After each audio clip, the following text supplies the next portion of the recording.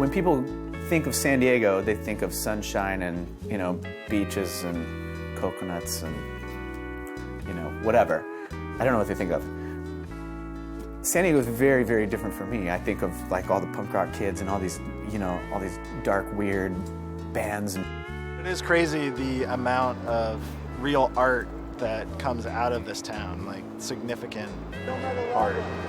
You guys go to the same class place? You look like my old art teacher. Costco, dude. All you need is a torpedo on your head, like a little spiral.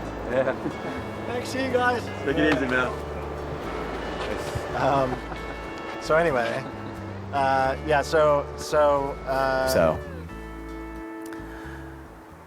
What was the question again? They said our youth was dead. How could they know? We're stinking in our beds. We're lying low. Plastic culture sucks, and it's gonna blow.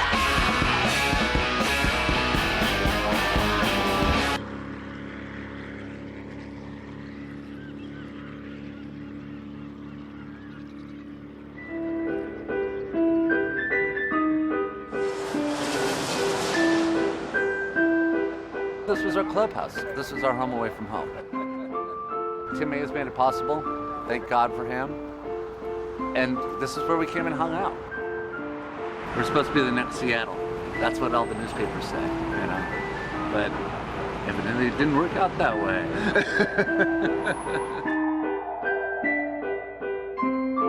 San Diego was a much dirtier place than it is today, that's for sure.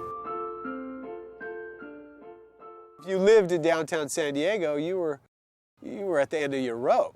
Henry Rollins came to town. He was his first date. Pop.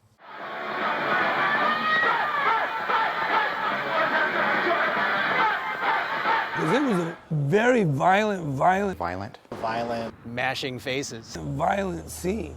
I mean, I dare to say maybe the most violent scene in the nation. San Diego's a military town, and it's very conservative. At the largest Air Force, Naval, and Marine base on the West Coast. We're gonna play, we're gonna fucking kill you. It's all about tourism, it's about like politics and the border, all this fucked up stuff, police brutality. I've gotten pulled for everything but the Lindbergh killing. We're all fucked in this city.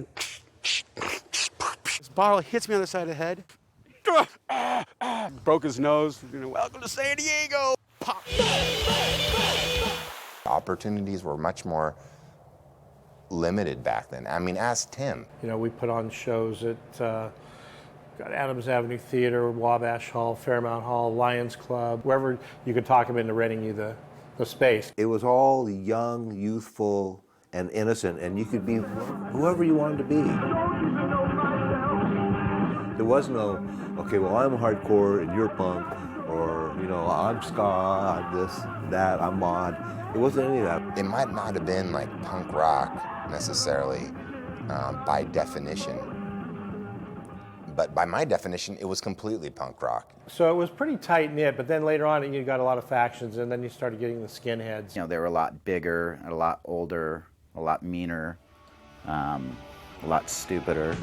And they would always pull up on motorcycles in front of the show, and everyone would sort of like get out of the way. A cast of characters that were consistent with, mashing faces. using the knuckles, if for lack of a better word. People would tell us about the LA Death Squad and these these factions and the suicidals and how bloody and gnarly it was, and there was violence and murder, and we'd go to these shows and it was so much more tame than it was in San Diego. I remember the Exploited played, and the audience came up and literally stole the equipment out of their hands as they were playing. So San Diego was really, the punk scene was tough. Actually, one of my favorite gang names of all time, Phonos, meant Friends of Nobody. That is just badass. I saw a zine and it said how to do stuff for the scene, and then it said one of the things was to put on shows. Scott Bartolone, he was a guitar player in Heroin. He was kind of the hardcore kind of king of our school. When he was like 15 and 16, he was putting on like Agnostic Front. His mom would get him the permits. I mean, it was crazy. The last show he did was actually the Vandals. I have some video. I was videoing it. The heat, huh? It's kind of like sexual, huh? We kept the doors shut just because we didn't want ins and outs, and it ended up getting really hot in there. Was there a Slippery When Ill or whatever era where they were messing around with hip hop? Yeah, what's up? What's up? The Vandals guy kind of taunted these skinheads or something. I forget what exactly he said, but something like, "This is for the niggers," or something like that. What's the matter? Don't you like that Negro music? Fist flies out.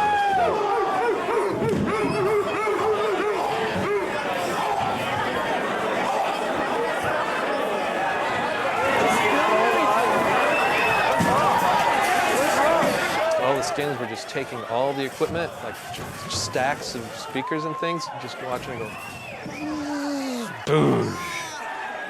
They like chase the Vandals out of the alley and just like beat the living crap out of them. That was one of the last old school San Diego hardcore shows. Every show, this is like the worst town. I live here. Like, it is the worst of like the rest of the country. It had a big impact on me. I mean, I'm a total puss. I hate fighting. I felt like an outsider. I was there to actually see bands play. I was there because I liked the music. That was freakish, you know? It made me just want to completely distance myself from punk rock, from hardcore, from everything. After a few years of it, I got tired of it and burned out. And I opened a bar in '86 with a couple friends and just kind of stopped doing shows for a while. The only way to do a show is sort of like hidden from those people, where it's like tiny little shows. Like that's kind of how the Che took off. Yeah, while being back up here, man. I booked close to I was trying to count them up, but close to about 200 shows I booked here. We were always into doing a really eclectic, you know, different types of bands. That was, the thing is like, if you sounded like somebody else, that was so not cool. You know, biting or being like anything else. Places never really had a community. The Che Cafe was like a community. I think it's a perfect example of how to create something. Not, oh, let's fight this and let's stop this. It's just, let's just start a new thing. Tiny, tiny little space with no stage. I mean, literally the band's just set up on the floor, and then they had the mic stands in front of them, and you were just right there. And see, they moved the stage over there. The bands used to play right here, so the drums would be here. Everyone was open-minded about accepting anyone that was willing to put in, you know, any kind of effort. We can't be picky. And you'd play with bands that had nothing to do with the kind of music that you played, and the shows were always cheap to go to, welcoming. It was a place to go, to be yourself. I remember in '87 being in the Che Cafe parking lot. I don't know, there was kind of a uniform mentality. It was not about music that was for sale later on. It was not about anything other than what was happening at the moment. It was a very like Zen moment with music.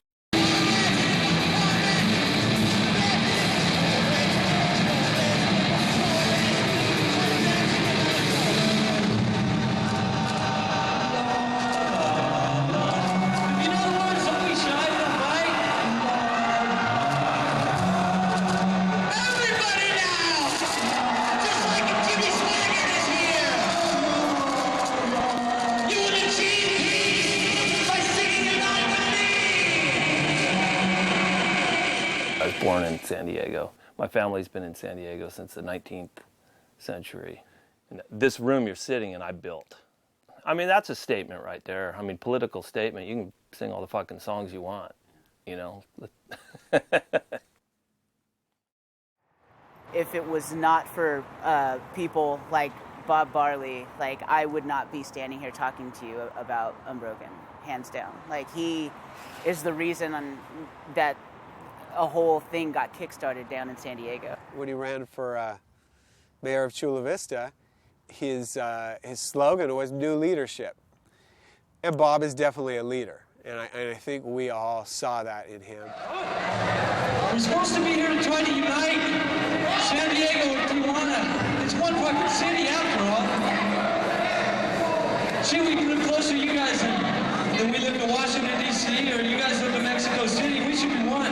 This is California. We're all Californians.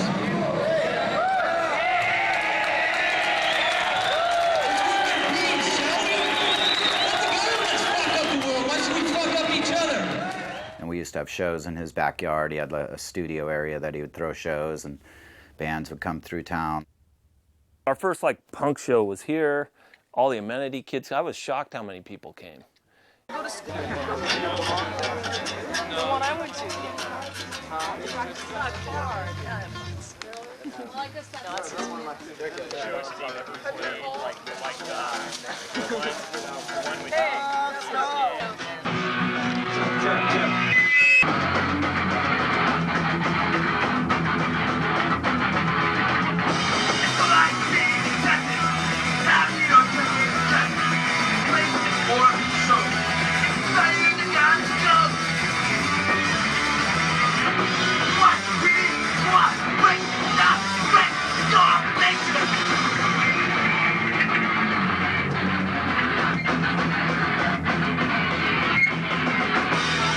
When I put Neighborhood Watch 7-inch out, I thought, okay, we're going to make 500 of these because you have to. You know, you can't, unless you just do the test pressings and tell them to fuck off. But basically, you got to make 500 records. And we ended up doing, I don't know, I think I ended up pressing like 3,000 of those or more. This is just what Barney Love thought school was like. And I'm not saying he's wrong. Then that gave me the confidence to write Apple. Hey, I can do this. Fuck it. Let's do this. There were some independents at the time, but they weren't doing the amount of releases that Bob was doing with Vinyl Communications. And it was very diverse, very diverse. Punk is about, to me, it was never a musical style. It was more of an attitude and just trying new things. That was just a great object lesson in like the power of passion. Like if you want to press a 7-inch, or you want to print a poster, or you want to make a sticker or whatever, you're going to get your hands dirty, and you're really going to have to sort of like demand it, you know, out of the universe, because it was not easy to do any of that stuff.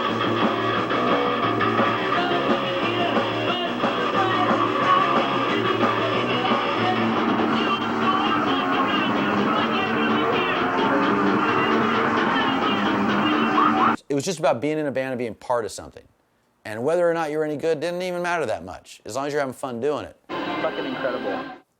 And it all had kind of become the same. Everyone was going faster and faster and faster. Originality was starting to fail. And then John Reese, the DC influencer. I'm not that good with time. I just know that I was in a band called Pitchfork, okay? I do know this to be true. We went to go pick up John Reese at his house, and it was like after Conservative Itch, and got some new band that he's practicing with in his room. So, you know, we just walked in, and they were just a 3-piece instrumental, and we sat down on the bed. I've said this before, I'll say it again. It blew the top of my head off. Like, my jaw hit the floor, and it completely, like, that was one of the moments in time that completely restructured and rewired my brain as to what was possible within music, and that we could do it ourselves. Oh, well done, you know. It was really that mind-blowing for me. I think it sounds pretty much like the influences were pretty much on the sleeve. I mean, we were really into all the Discord stuff. Squirrel Bait, Beefeater, you know, Akon, and then of course Fugazi. They did the Needle in the Haystack demo, and that was their like super fast John singing kind of stuff.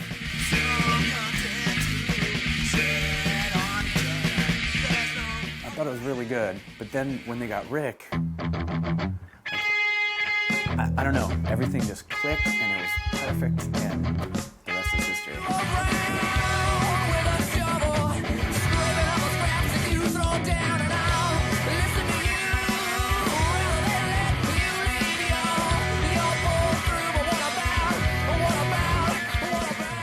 It was insane how much that changed everybody's perspective on what could be done with music. Oh, it's not just energy and attitude. Like, these guys can actually play. This is great music, you know, and it's these guys that are here, you know, playing shows around town. You know, that was it. You know, when Pitchfork was playing here, that's like, You know, you look forward all week to that show, you know, like there was nothing else on your mind but Pitchfork Saturday night shit, you know.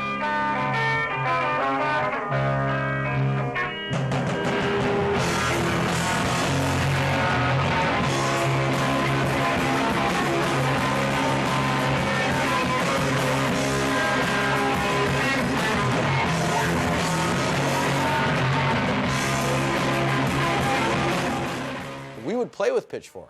No idea why. I mean, it's so bipolar opposites, like dumb, fast, 4-count, singing about Elvira posters.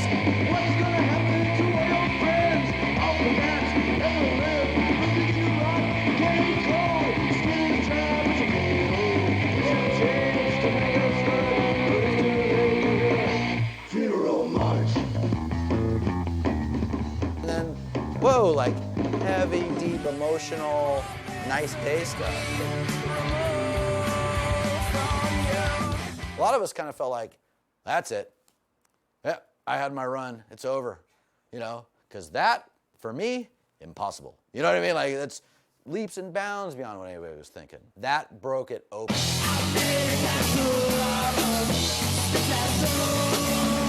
That was the foundation. Pitchfork, I remember feeling like they were real kindred spirits, like in terms of aesthetic. Who was in that band? It's John Reese, Yep. Rick Froberg. Right. So it's serious. I remember, John was, I remember that really well. That's the origins. That's like your rocket from the tomb. That's like the rocket of the tombs of that era.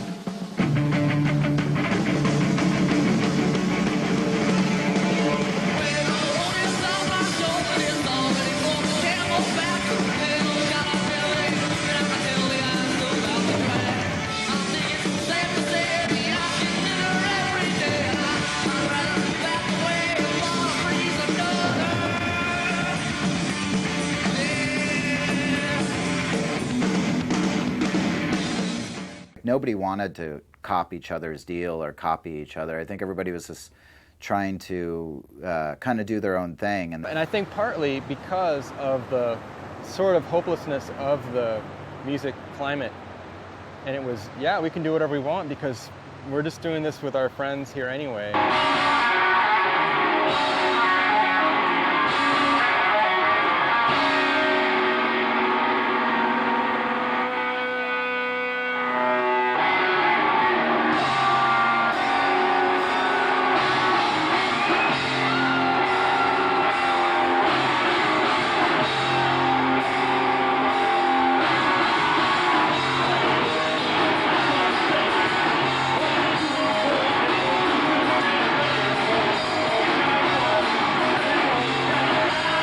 Nobody was like Fish.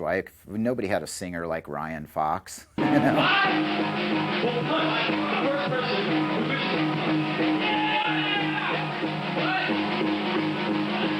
You know, Ryan Fox was, you know, San Diego's David Yao. You know, it was great.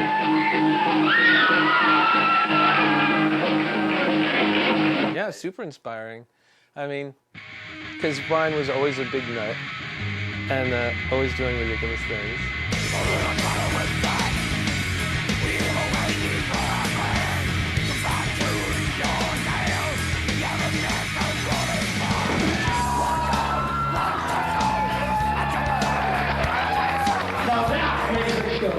Maybe that comes from what I grew up with too in San Diego, because when we would go to Tim May's shows, like, we were nervous. We didn't know what was going to happen, and it made it super exciting. I mean, when Slayer played at Adams Avenue Theater, like, people were coming out on stretchers, like, one every 10 minutes. But I mean, and I was like a young, impressionable kid just going, wow, this is great, you know? Is this the way things always are?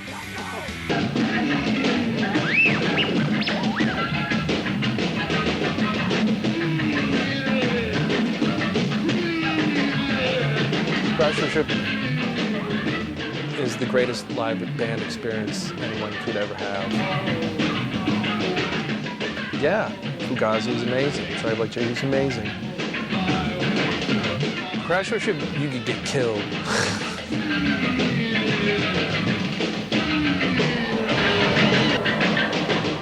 Can't see anything, so much fog, like too much fog. There's naked girls painted gold with grapes and like pouring wine into each other's mouth. Roman candles being shot at you.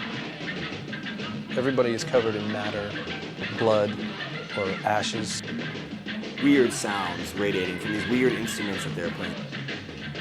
It was more than just a band. I mean, they were definitely a cult, a weird, fucking drugged out sex cult, and like, they're really kind of secretive about it. The Manson family of San Diego.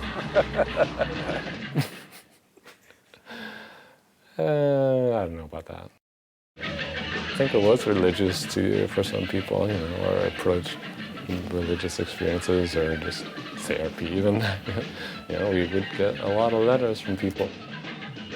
It's totally like liberating. Like you forget about being a rock band and figure out if the sound's rocking or not. Like if you're sitting there and you're writing a song and you decide to choose an adventurous chord, like it's so easy once you've been exposed to crash fucking worship. I'm gonna get my freak on, you know?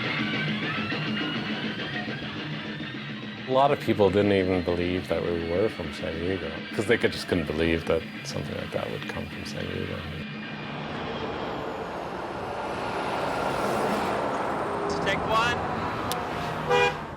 Old Casbah's great because it held 75 people, but they always packed 200 into it. Yeah. So you couldn't move.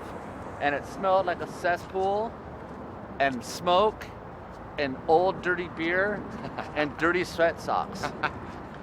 But it was that's just awesome. that was just me. That's what created the scene, was the Casbah, really, in a lot of ways.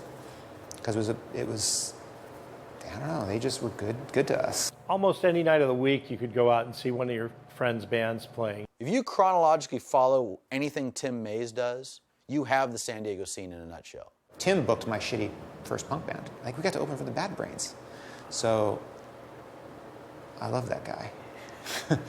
I will always love Tim Mays. When the Casbah opened, I wasn't 21, and I was living with Mike, who was the bass player of Night Soul Man, and he would be, yeah, we sold it out, you know, sold out the Casbah, and I'd be like, oh, awesome, man. And then like years later, not years, but a year or two later, when I'm old enough to go to the Casbah, I see it's the size of a fucking closet. But, you know, still, totally impressive because there wasn't really a scene. You'd go to those shows and it would be like half the people in the audience are people from other bands. So it became sort of self-referential, and not in a bad way, but like people were really checking out what like other people were doing.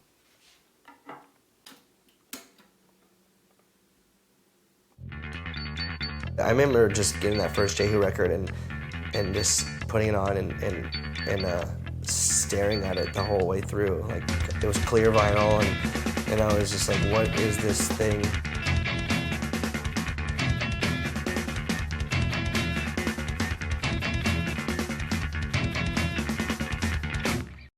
Pitchfork especially was like one of my favorite bands. They always stood out as like the band in San Diego. His band was the band. He was in the band. He was the Night Soul Man, and they were the band. Stalks of flames, the pure stench of his knowledge, true, like soul insane. Dance of rainbows, deserts now, body drags behind. Laughter from the shadows, coyote bites his time.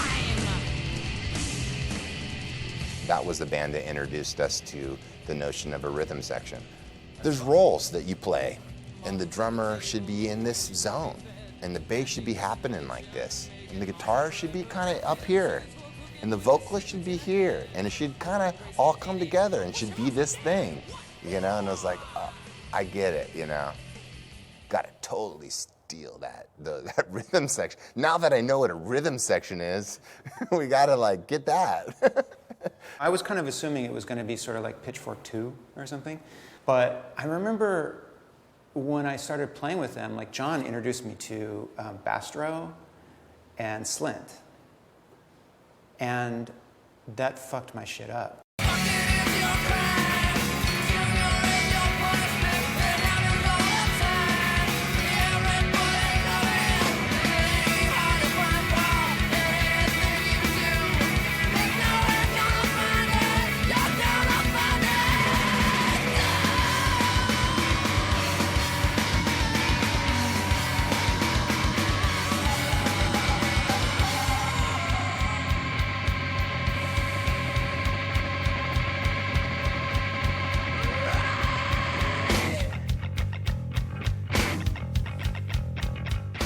that record just fucked everything up. You know, like that was it. That was it. You know, like pick out one record that's totally altered the way I perceive music. It would have to be that record.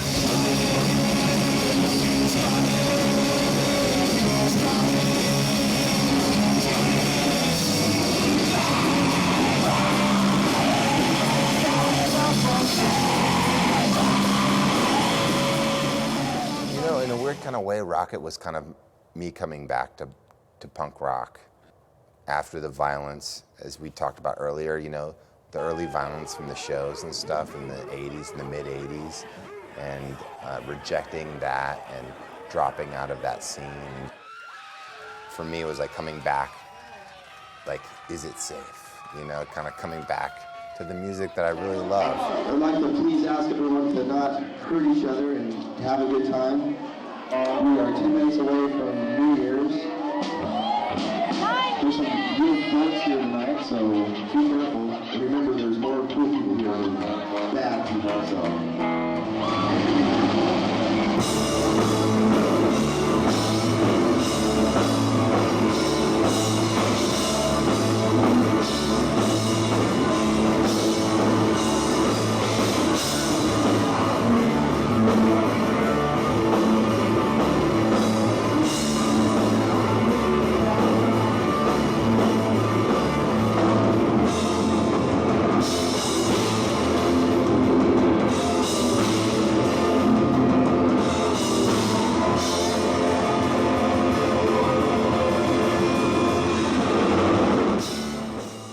Love that band. Oh man, the early shows were ridiculous. They were a free-for-all, you know. Everybody in the crowd, John made comic books for all the shows that had the lyrics on them, and the lyrics would be different every show. They used to have this thing where we're never playing a stage. We're never playing something not all ages. It was just they would make these ridiculous barriers just so they could break them to make fun of themselves or something. I don't know.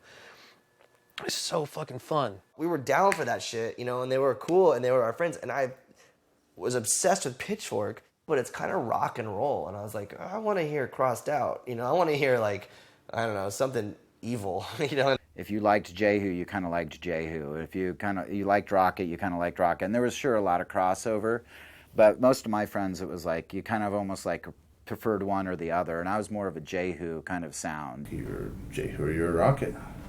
You know, one or the other, you couldn't be both, no. You know, the music scene back during this period was schizophrenic and beautiful, and it was very insular, and it was very incestuous, and, I mean, let's face it, it was built around the Casbah. Cargo Records came here, right? And they came here out of the blue. It was like shooting fish in a barrel for them. Like, all these bands are so amazingly talented, and not one of the bands sounded like one another. We were Cargo 001, if I'm not mistaken. We were really excited. You know, we never thought that anything would ever go that far. We're at the Rock and Roll Hotel, fucking Sunset Boulevard, Hollywood, man. Fucking Aerosmith, Ozzy, fucking Def Leppards, they've all been here. What do you have to say, man?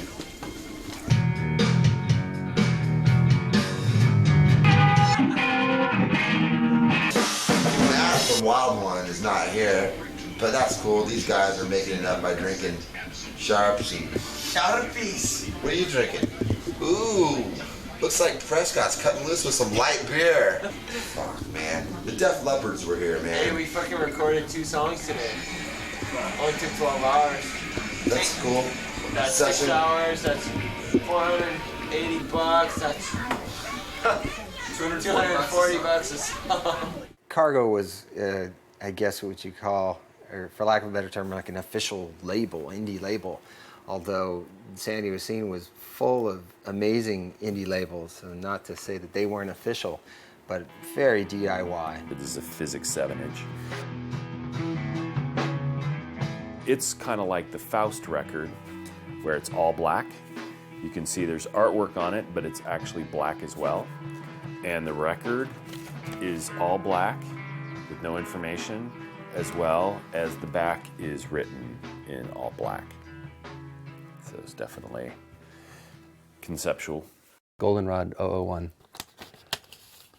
Colored Vinyl, Broken Toilet. All these super amazing bands that maybe even indie label like Cargo wouldn't take a chance on, you know, Tit Ranch. Go Back to Europe was written just me and my buddy Jay were the only two protesters at the first Roger Hedgecock Light Up the Border bullshit, where they were like a bunch of retards shining their lights on the Mexican border, like that's doing something.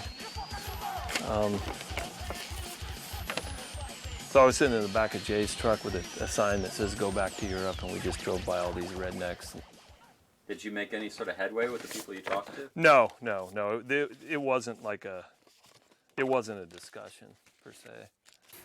Cargo came in and all these DIY things, the record labels, the record stores, the clubs, loudspeaker, the other radio stations, all that came together and was really responsible for '89 exploding into the rash of signings that became '93 and '94.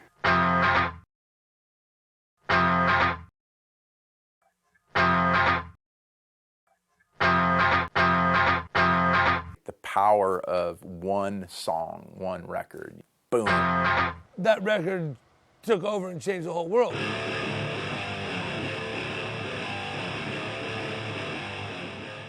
You look at the history of San Diego, I mean, what are the bands that got signed?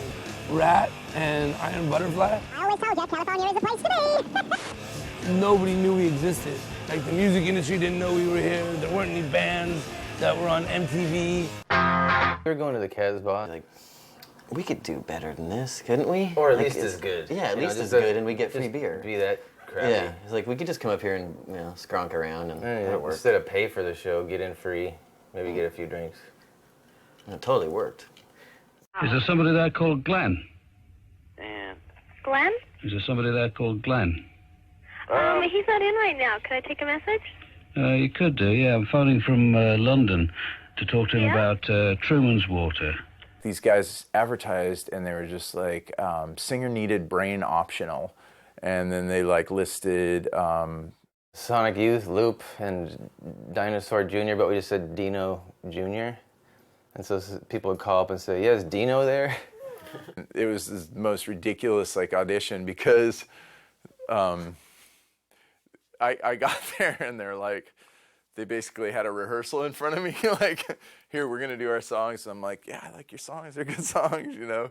We played and he listened to our song, with, you know, our couple songs without vocal, you know, just like instrumentals.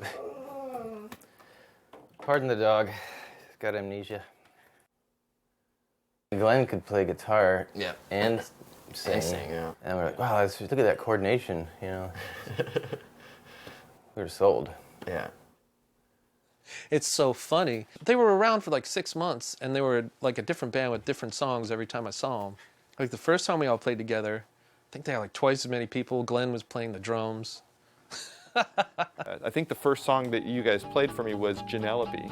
Oh, yeah. And you played that for me with no drums. And as soon as you played it, I just heard the way the guitars sounded together, like how that there's like, you're playing one chord and there's like a dissonance between the chords. And I'm like, that's what I want to play. That's great. This is great because it doesn't sound like anything.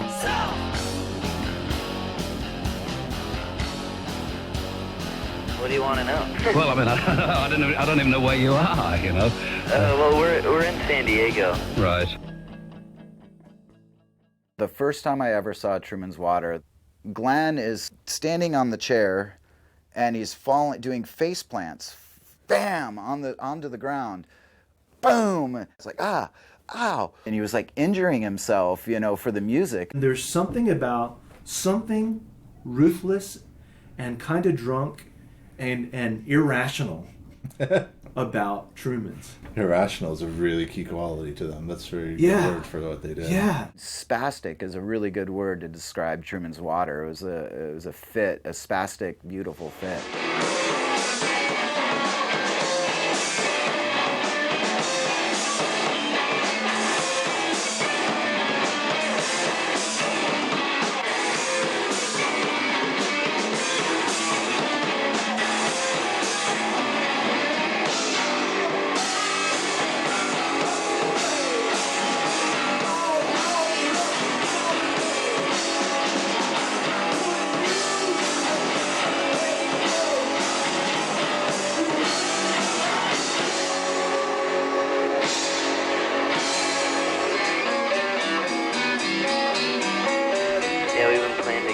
maybe not even a year yet. Because what astonished me about the LP was it sounded as though they'd been playing together for a very long time indeed. I mean, I hate to say mature, because that sounds rather boring, like Dire Straits or something, but it seems like a very mature record, you know?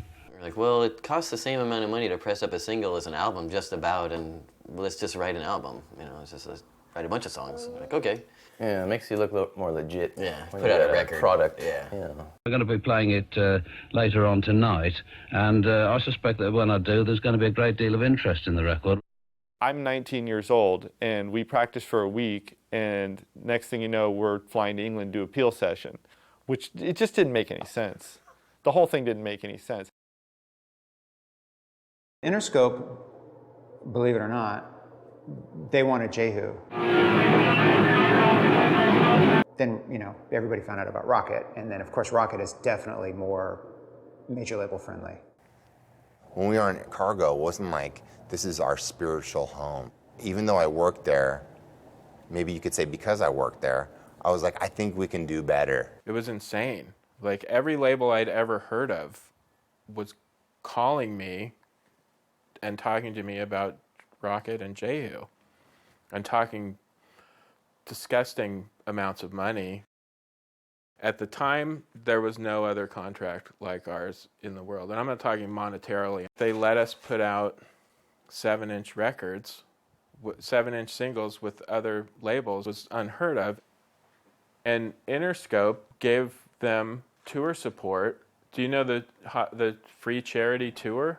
Interscope paid for it. We did 180 shows for free because we're so fucking cool. And yeah, we ended up selling all of our equipment just to cover the losses when we got back. You know, punk rock by nature is very humanizing and being about the people, but there's also kind of like this kind of pompousness and overblown theatrics of something that's like something like James Brown, which is a more grandiose. For Rocket from the Crypt, that was completely what we kind of turned into, you know, contradiction and having fun with that contradiction. That we never play any place with the stage, broke that thing after we made a record.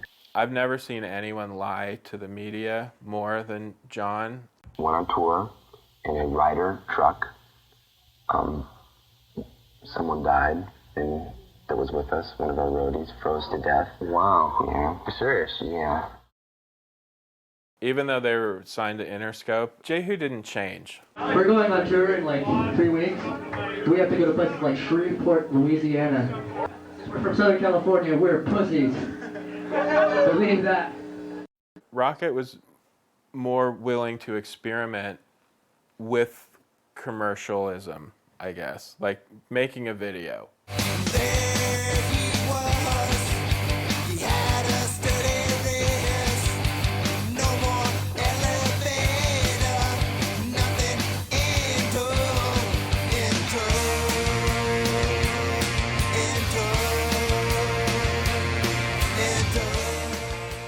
Sturdy Wrists was the first one, and we shot half of it at the old Casbah.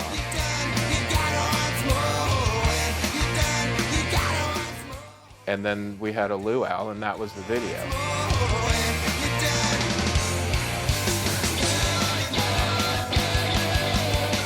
And then the second one, we stepped up a bit and got Spike Jones.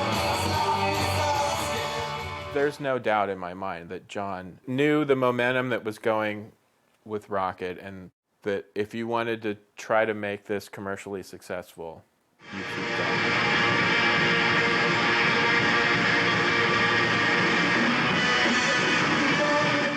We were playing to like 5,000 people in London, and then we'd come home and play for 25 people.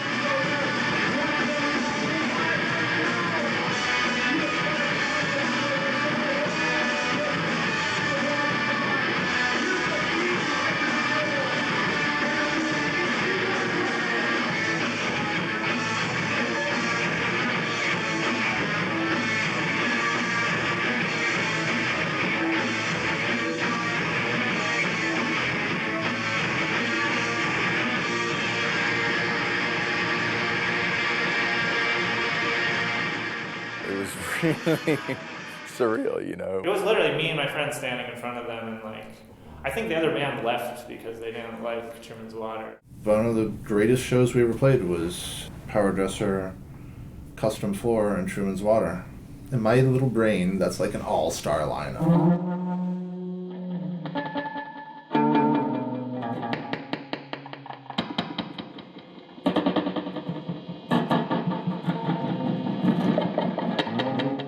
There were 0 people on the festivals. The girlfriends didn't come. Like, half the bands didn't even watch each other. Like, how come there's only 2 of you? I know there's 6 of you guys out there. I was like, why aren't people freaking out over this? This is great. I mean, it really reinforced everything about San Diego. Crash Worship would be playing to crowds of 500 to maybe 1,500 around the country, and then we come back to San Diego and play in front of like 150 people. What the fuck, man? What kind of black hole is this?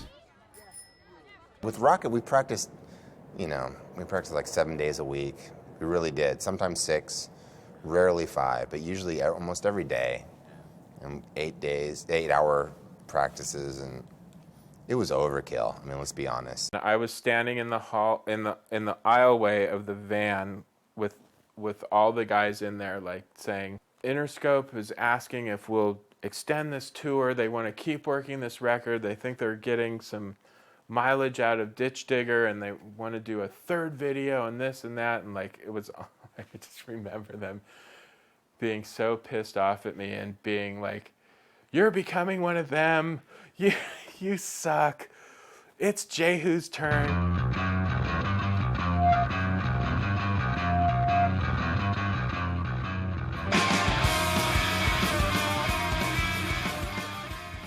Yank Crime came out, that was like the most like hardcore major label record that had ever come out. We recorded it, we mastered it, and then we brought it over to our A&R person's house and said, here's the record, here's the artwork, see ya, and they put it out without anything.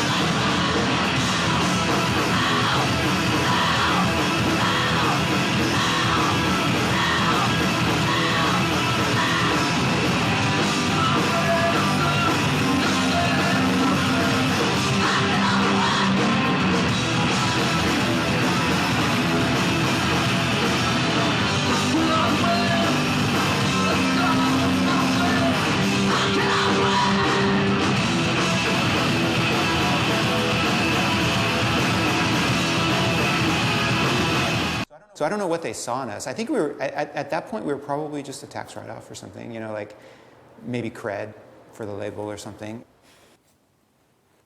I ran into Glenn, and he was like, yeah, we need a roommate. And I was like, oh, yeah, I wish I had some money. And he's like, well, you make videos, right?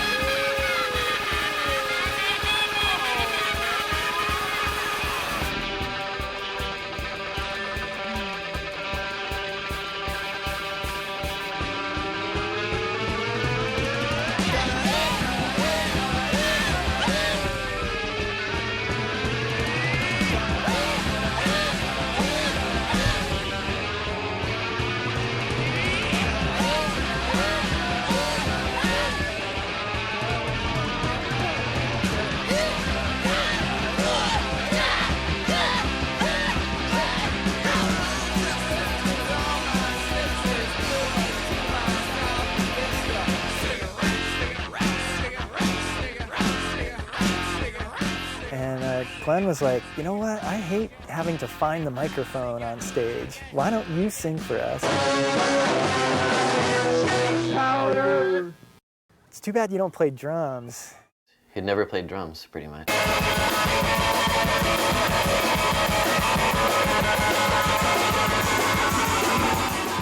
I'm just like basically trying to find the beat and hang on to it with For Dear Life. Yeah, the music might have been kind of shaky, but the touring was way the more energy comfortable. was there. Yeah, and that's what we wanted. You know, we got along with him really well. Sounds like a lot of your career decisions are based on free beer and travel. Yeah.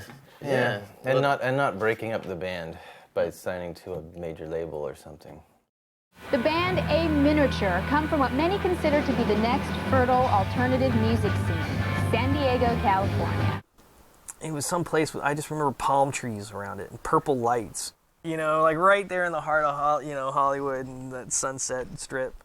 And somebody from Restless Records was there.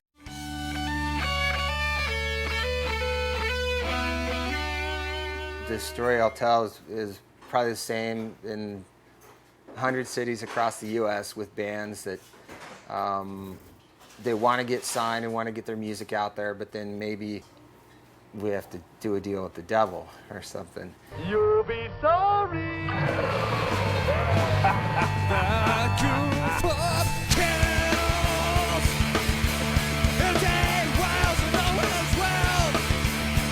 Strike a bunch of them skill. We're gonna have to talk about it, and I'm sure you guys are sick of talking about it. The dreaded San Diego scene. You've got to be sick about the media creating this. It seemed like major labels were rolling around and signing everybody. And it was funny because they weren't looking at us at all. They thought we were too dangerous. You know, the last thing they need is some violent, naked man at all ages shows on their major label. I remember being, in the back of the Casbah, and there'd be this guy, and he literally had a business suit on, and I needed to use this pen for something. I wanted to write somebody's phone number down, and he said, no, you can't use that pen. That's my signing pen. This is my signing pen. It's only for signing bands. He was in love with the whole idea that this is the next Seattle.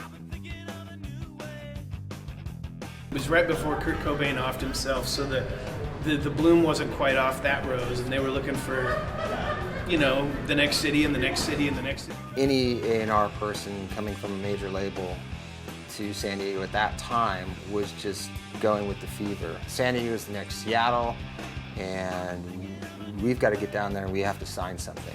And I was like, do we really want to be the next Seattle? I guess it's better than being the next LA. We would get a call or two a week from some major label A&R schlub who was, looking for the Cliff Note version of what's happening in San Diego, what's not happening in San Diego, yada, yada, yada. And we're looking through the bins and we come across like Miniature Inch and all that, and it's labeled chain wallet, toting, gas station attendant rock. So we realized we were a genre all of a sudden. It's really hard to have these people hold all this, like, we can get you a van, we can get you out on tour, we can get you, publicity, we can get you this, that, we can make some videos, and all of a sudden you're seeing your buddies standing in front of billowing curtains in slow motion and, stuff like that. It corrupts. And it did. Before that, there was no concept. It's like the only thing you could imagine would be putting out a 7-inch, hoping you could sell 1,000 of them and be able to go on tour. And that would be like maybe. And then suddenly it was like, okay, well, you could actually maybe make a living at doing this. And so then I guess priorities kind of changed. We never did a proper, month and a half full U.S. Canada tour. We had one booked.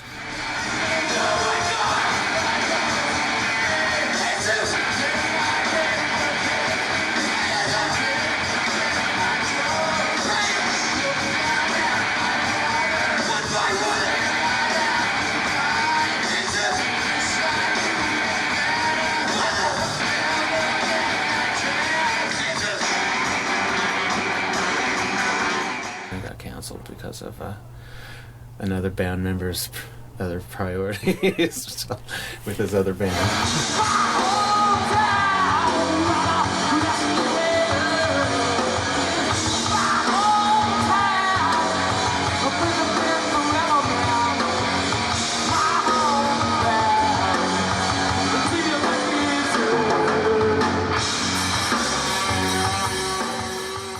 We were only out for a year.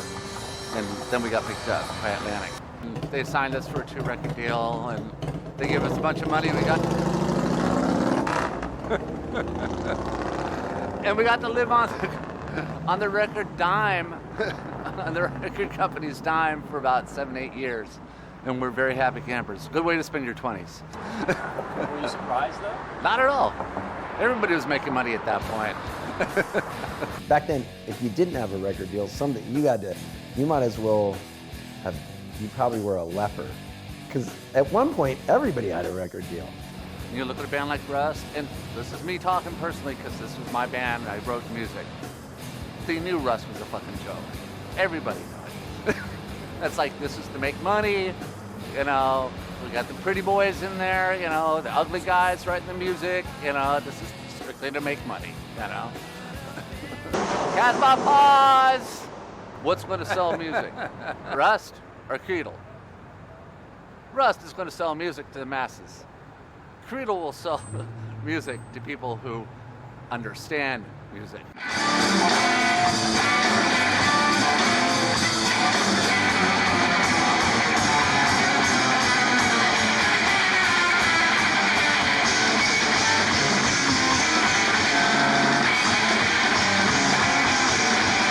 I didn't realize it was that calculated. That's really interesting. Yeah, well, the other guys won't be so honest, but I am. Fuck traditional American ballads. In the back? What do you want to say on the back? We're still working weekly again. Turn around. Oh, yeah, read it. Like, it says, this is a country where pigs feel free to beat people. The death penalty is expanded. There's censoring of speech and banning of ideas, and the traditional male-dominating white supremacist conservative ways are strengthened. For this, we should be proud of. You know, the whole hardcore world, they weren't in tune to the next Seattle. So where did the name of the band Heroin come from? Do you know? No. No, it was before I was in it, so no, I don't know.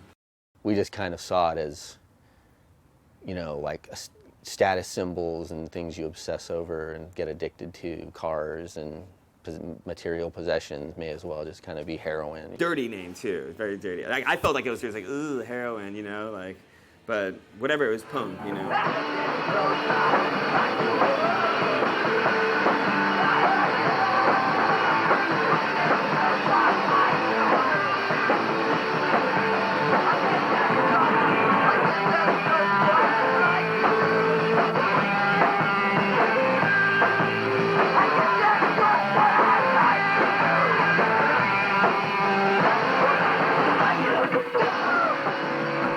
Started with Pitchfork and bands like that. The weirdo stuff, that was an early influence on like my Gravity Records scene, and that's why I think it was like those guys were not macho. To see what Matt A was doing with Gravity Records was incredible, with the resources and the money, which was basically nothing.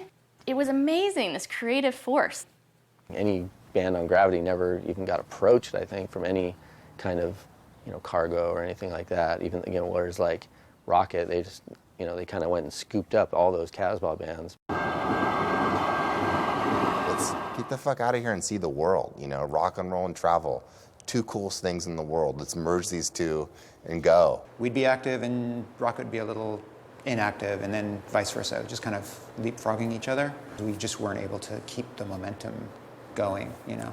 And the same could be said for Rocket, I'm sure. It probably wasn't great for either band. The writing, recording, touring, just the whole thing of Scream took a lot of time. And it started getting a lot of attention, more so in Europe, actually, than here. Blasting off out of San Diego, Hell's House Band, Rocket from the Crypt! There kind of wasn't a time to say, okay, it's Jehu time again.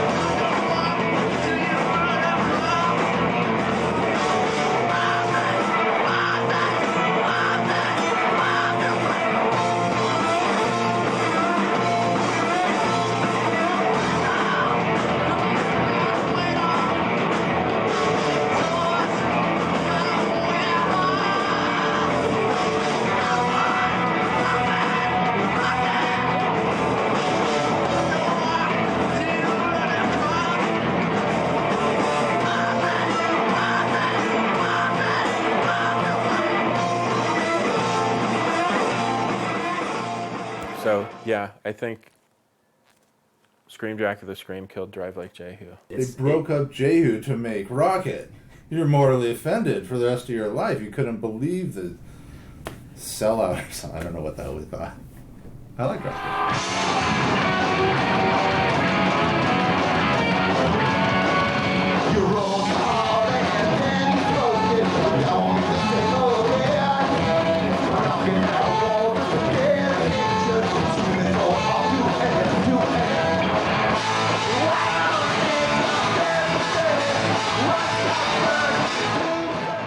When Rocket from the Crypt became popular, the town was beset with bands that wanted to have the look of Rocket from the Crypt and just do boring blues-based rock music. I don't know whether this is a compliment or a criticism, but you know, there certainly weren't any copycat bands to Custom Floor.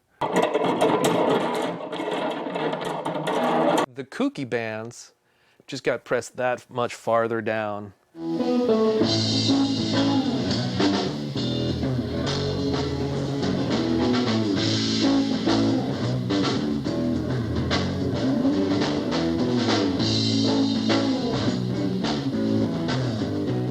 Now, I kind of got the feeling tonight that all these people out here kind of didn't really like you guys pretty much at all. I heard a couple of boos from the... Probably, yeah.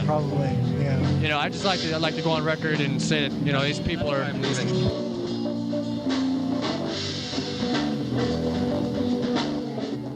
Us and Power Dresser were the oddballs of that scene.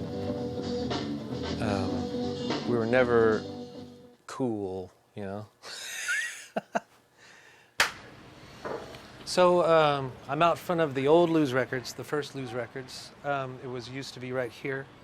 And Rick Froberg and all the Heavy Vegetable, except for Manolo, lived upstairs along with a bunch of other people. Are you waiting to go by? Sorry, go ahead.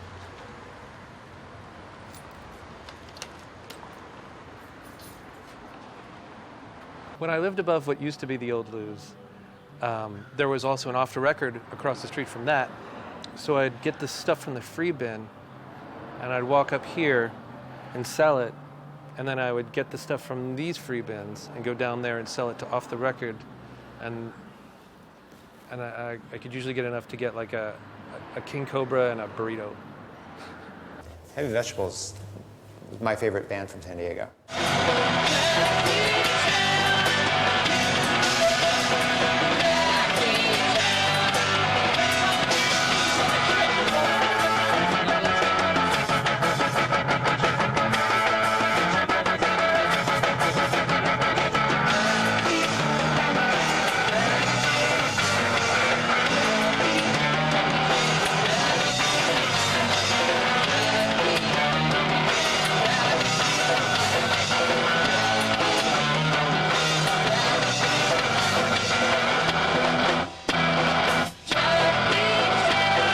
You know, Rob Crow is sort of my hero, and everything he does, I think, is genius.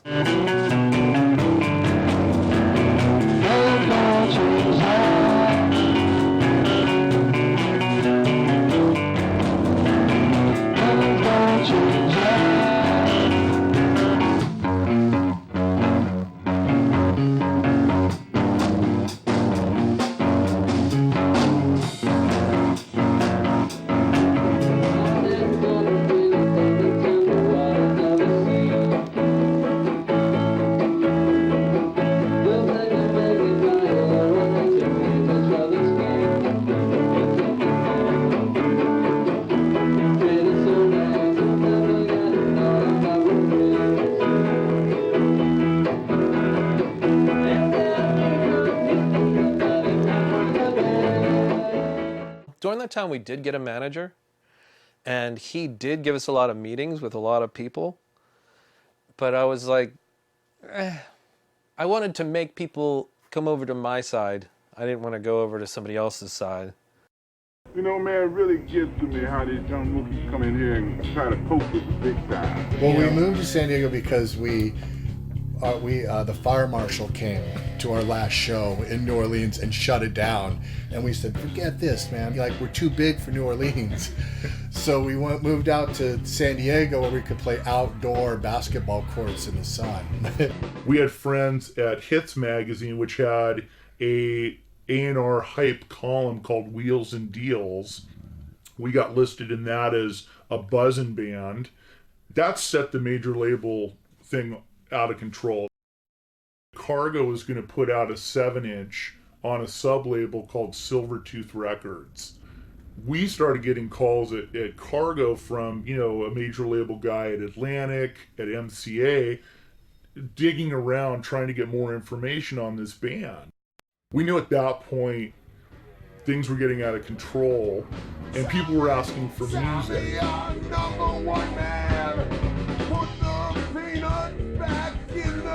From an industry perspective, this band was about to break open. It was about to break.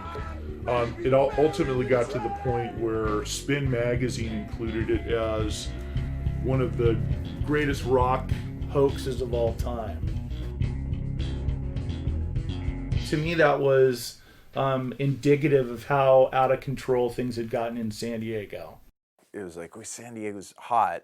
And then it was like, I just remember just being like, this is not what I understand San Diego to be important about. The bands that are getting the most press are the people that are the most savvy about getting their name out there. They don't necessarily matter musically, in my opinion. Boom! Suddenly there they were, and everybody was saying they were a San Diego band, and I'm like, are you fucking kidding me? People are particularly, sensitive about that band. Stone Temple Pilots was never a San Diego band. They were never a San Diego band. They were not a San Diego band. I don't see any of these people at the Che. I don't see any of these people at any of the shows I'm going to. And I'm going to all the fucking rad shows. Like, am I feeling that youthful angst from back then? Yeah, I am. Where were they in my scene, the scene that I was a part of? They weren't anywhere. My first reaction was, there's a band from LA that are saying they're from San Diego. Lost in the mix a lot was that Dean and Robert DeLeo, who really were Stone Temple Pilots, they really wrote the songs. They're from San Diego. They never played the Casbah. They might have one time, maybe opening for Honey Glaze. But they played at Bodie's a few times under the Mighty Joe Young name. And then they switched and then started saying they were from San Diego to roll out on that hype. And it turned into this big kind of silly rivalry thing, but it was very funny to watch. There's a classic San Diego Music Awards story where, Dave Jass and the Uncle Joe's guys sort of stormed the stage. Stone Temple Pilots, they were nominated for Best Band or whatever category, I don't remember what it was. Dave Jass was completely wasted out of his mind and ran up on stage. Grabbed the microphone. I think he, cursed or said this is bullshit or whatever, and quickly got tackled and escorted out. I remember going back to the old Casbah at the time, just everybody going back there and going, yeah, we showed those guys, it was pretty funny. I think in some ways that was a microcosm of how the Cargo scene, the Casbah scene felt about that aesthetic trying to possibly capitalize off of the hip factor in San Diego. Was there some other scene that we missed out on? That's kind of what I felt like. But at the other hand, it also made you feel like you're living in a small town, because who really cares, And if you watch early Stone Temple Pilots footage of any kind, if you can find it, he's ripping off Charlie Ware to a T. And from every weird, quirky, epileptic move, it's... Maybe they're just like kindred spirits, man. Yeah. Yeah, that's it. Son of a bitch.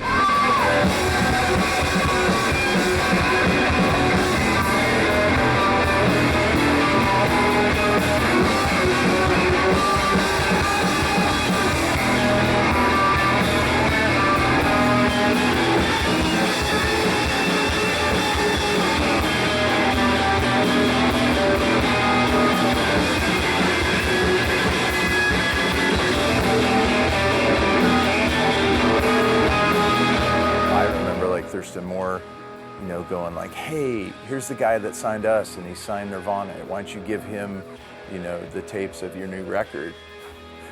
no major label like belonged within 40 miles of that.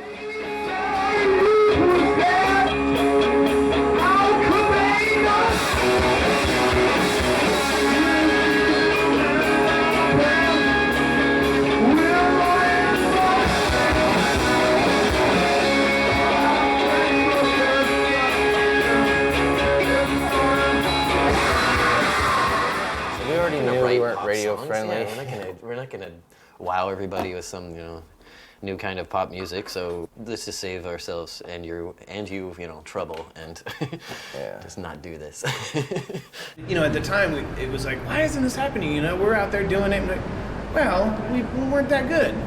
I can look back on that now and I can with tons of perspective and I can be we weren't that good. I wouldn't have spent my hard-earned money making that band happen. We were a bunch of fucking fuck-ups. I think the bands were amazing, but they probably weren't all meant for, Atlantic and Geffen. And I totally freaked out when I heard that 3 Mile Pilot signed to Geffen. Little did we know we were kind of being screwed over. We got like a $70,000 record deal with multiple records. It's like, and but we were so young and naive, and we were more concerned about retaining rights and having creative freedom, and the label's like, oh yeah, sure, you can have all that, you can do this and do that. I had, ex-colleagues at Geffen, in the radio department, in the publicity department, calling me up and saying, what do we do with this?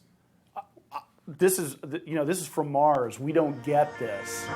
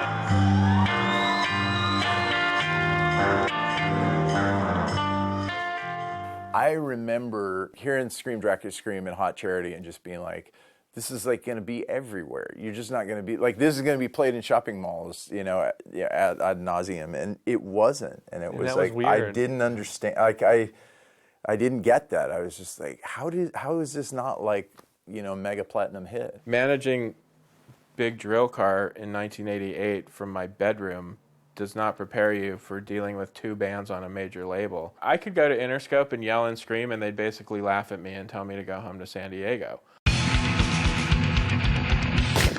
The major label stepped back and said, this isn't working. They came up and left, and they went someplace else, and that's just what happens. And you can say the same thing about Seattle, and the same thing about, even before that, it was Athens, the Athens is the place, and there's been places, I always said I wanted to make it, I wouldn't mind making it Sonic Youth big.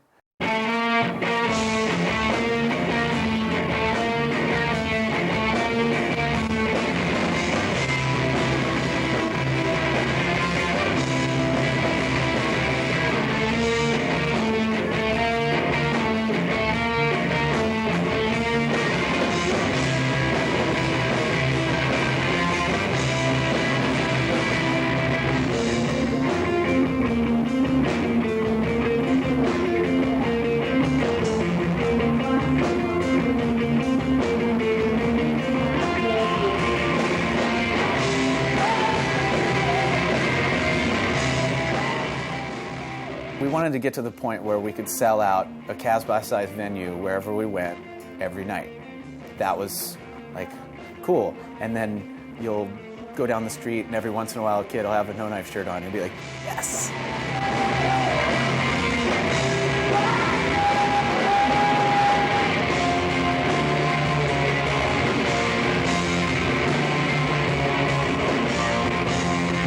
And to some degree, we kind of achieved that, but we weren't really aiming very high.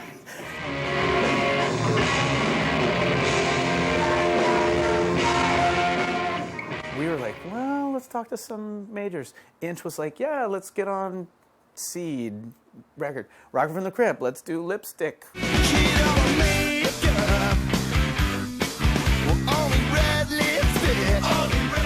Let's try to play ball a little bit.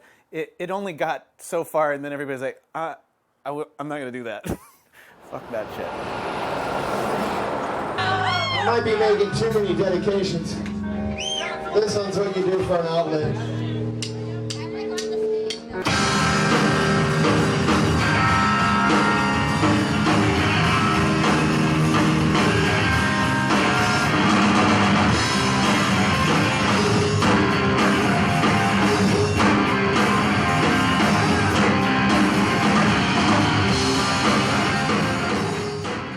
This is the next Seattle, San Diego. Now, did that ever happen, though? Did that event ever happen? Was San Diego the next? No. It never happened. No. So basically, it was an event that never happened that everybody remembers. Right.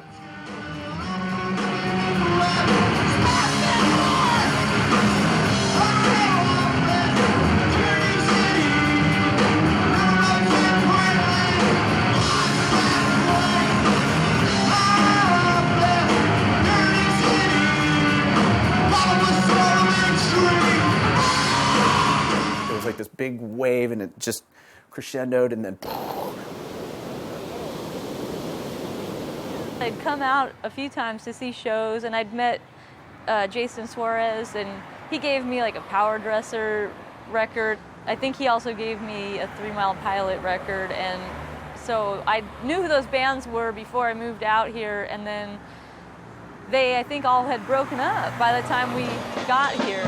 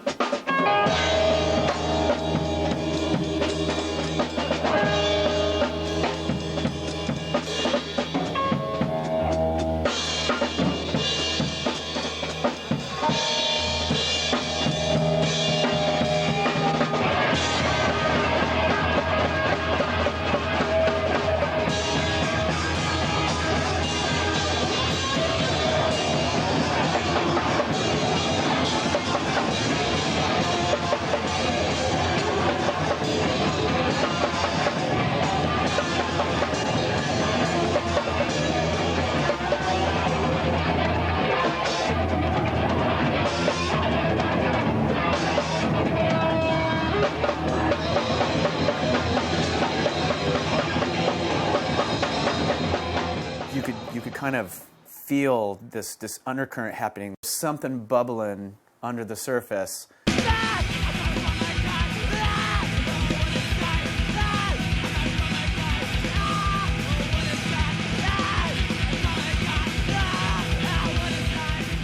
We just wanted it to be loud, fast, and kind of confusing, which I think it was.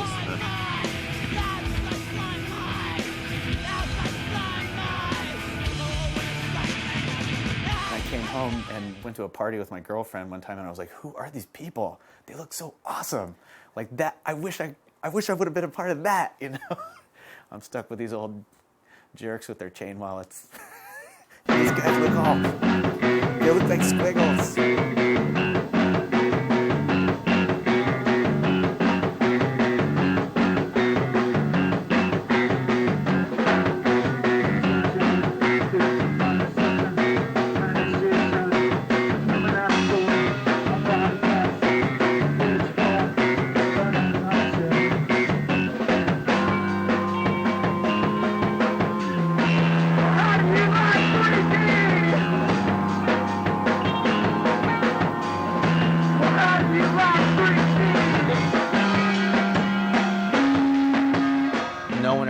songs in that band, and Clickataticatawi, everything was made up out of just playing and like spontaneous, you know, combustion.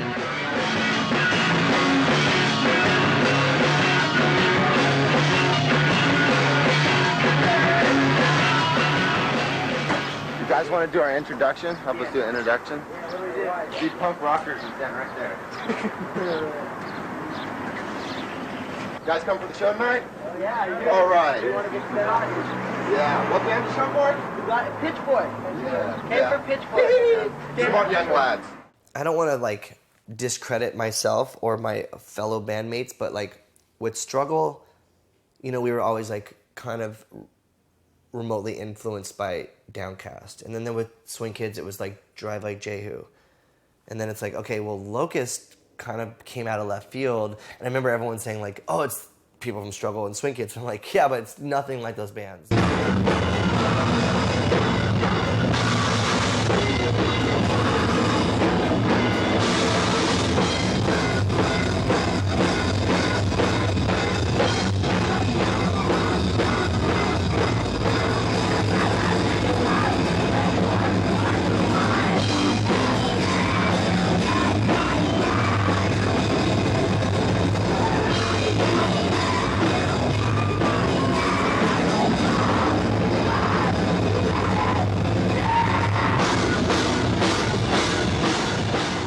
Back to that whole San Diego mentality, like we didn't have limitations.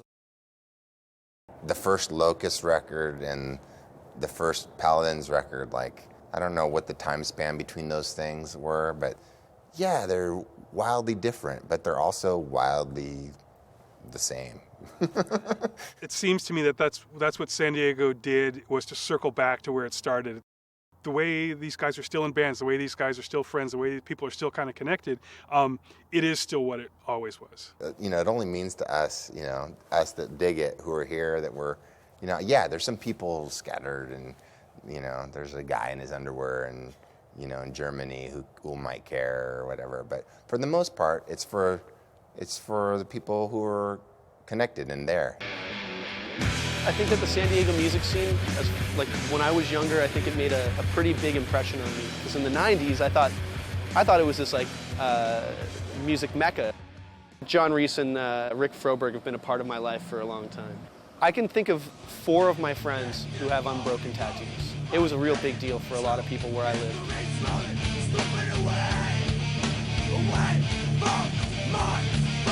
These bands that were coming out of San Diego were having a massive impression on all sorts of different scenes in the world.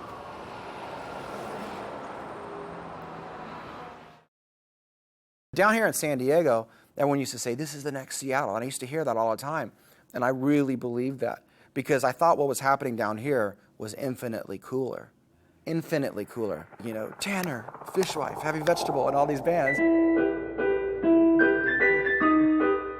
When you look at San Diego, everyone thinks of the harbors, and downtown right on the harbor, and you think of the big aircraft carriers, and you think of all the surfers. Well, Poway was the town that's about 15 to 20 minutes inland from all those cool spots.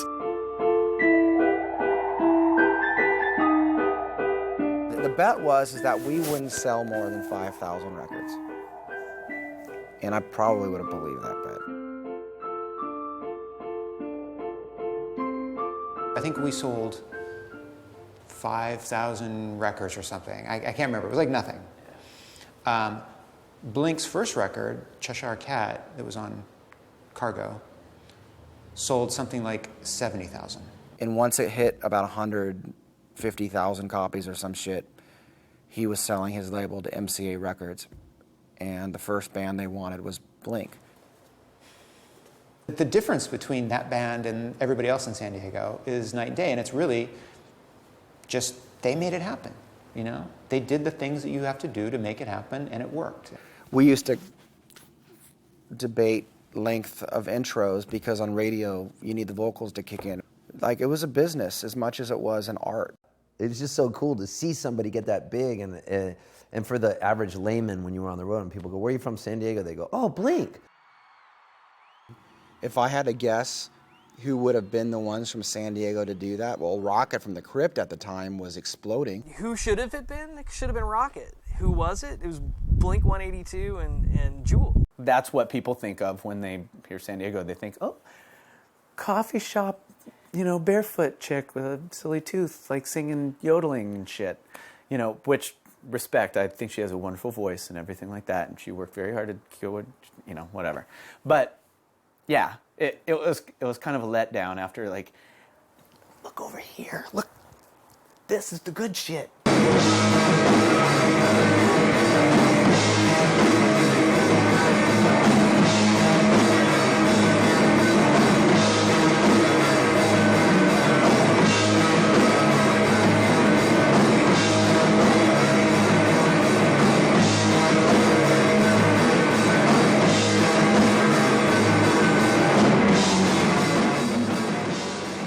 I don't know what happened in San Diego.